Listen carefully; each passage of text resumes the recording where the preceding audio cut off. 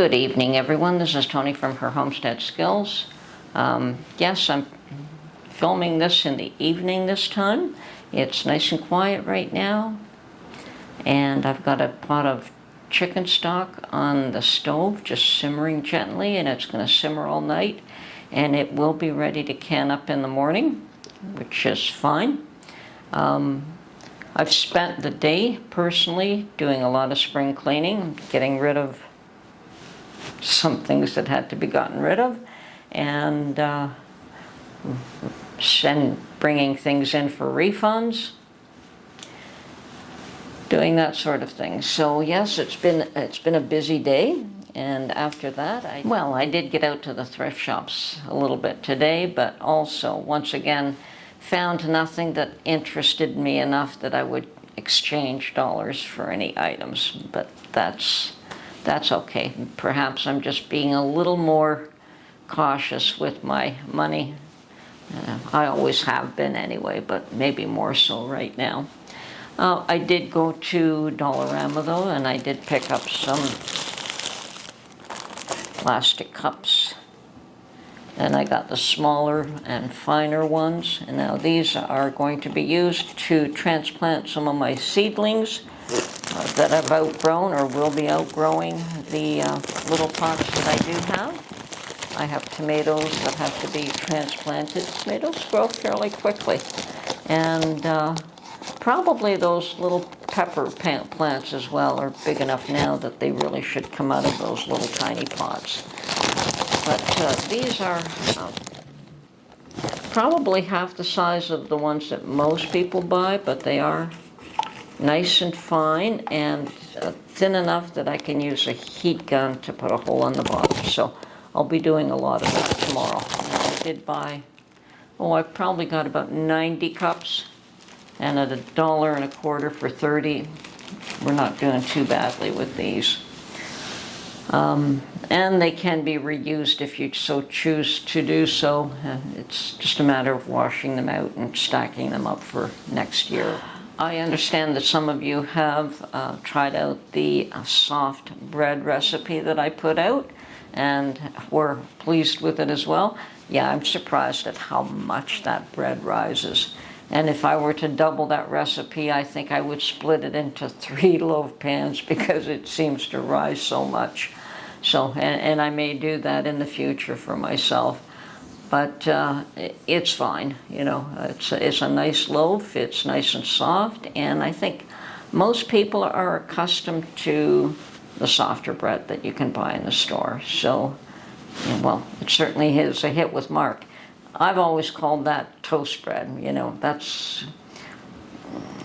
I was raised on Italian bread, which is a little more substantial. It's still soft, but it's more substantial. It's got a real crust.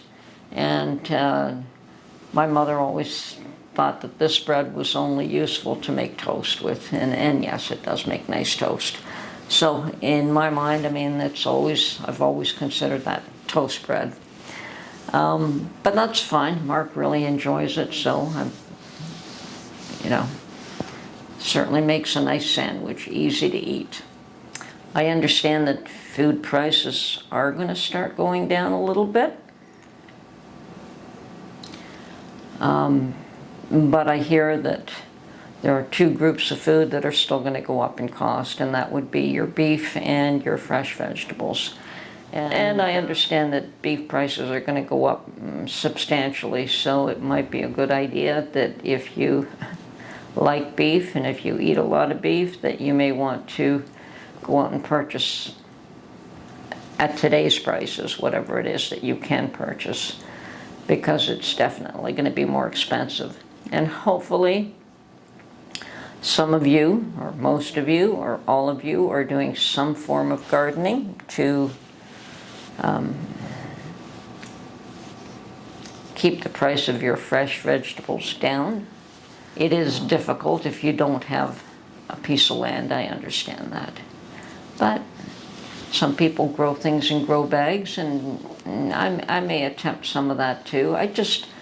Right where I am, I just don't have a south-facing window. I have very shaded area, so it's very difficult for me to grow anything internally. And I don't have space that I can set aside inside with grow lights that are substantial enough to do much of anything with. I have a little tiny shelf, and I can start some little tiny plants that way, but nothing substantial. And once those seedlings are done, I'm going to reconfigure that shelf and keep my bay tree under it, because my bay tree is doing beautiful being near that grow light. It is actually healthier than it's ever been. And apparently that's what it's been lacking. Now, when I... Okay, well, I did want to touch on some of the events that have occurred this last week, but I don't want to dwell on them. I have decided that focusing on a lot of negativity is really not a good idea. On the other hand, you can't ignore it and pretend it isn't happening. You do need to understand that things are happening and do the best you can to deal with them. Sometimes there's nothing one can do. And it's heart-wrenching. It is absolutely heart-wrenching. The situation in Kentucky with the children and the older people. If somebody wants to commit suicide, they really should not involve other innocents in their efforts to do themselves harm. But when people have a mental illness, that's the sort of thing that happens. And we're seeing too much of that lately. The other young man who worked for Rand Paul got stabbed in the head. And here, locally, we had a young man who was killed on our subways, and we're having a lot of problems on our subway systems here. People being attacked and now fearful to take subways, and parents are trying to find ways to prevent their children from having to use local transit because of all the issues that they're running into. But you can't always buy your child a car and say, here, take the car and stop taking the subway. Not all parents can do that. Or there needs to be other methods. And I think that these people that are doing the attack, that have mental issues, need to be looked after a little bit better. I think society has gone through quite a bit the last few years, and that has just made everything worse. Locking people up, preventing them from working.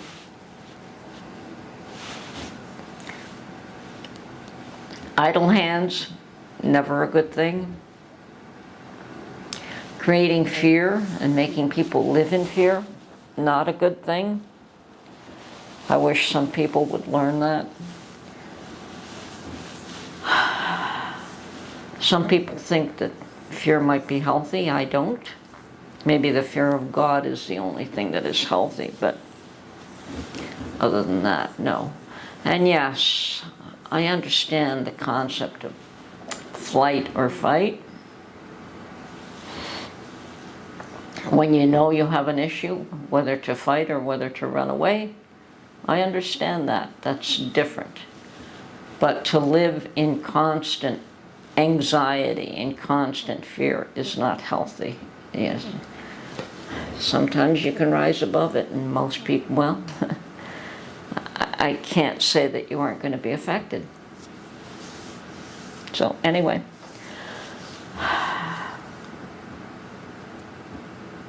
pray for these people, all of them, the innocents and the perpetrators. They all need help.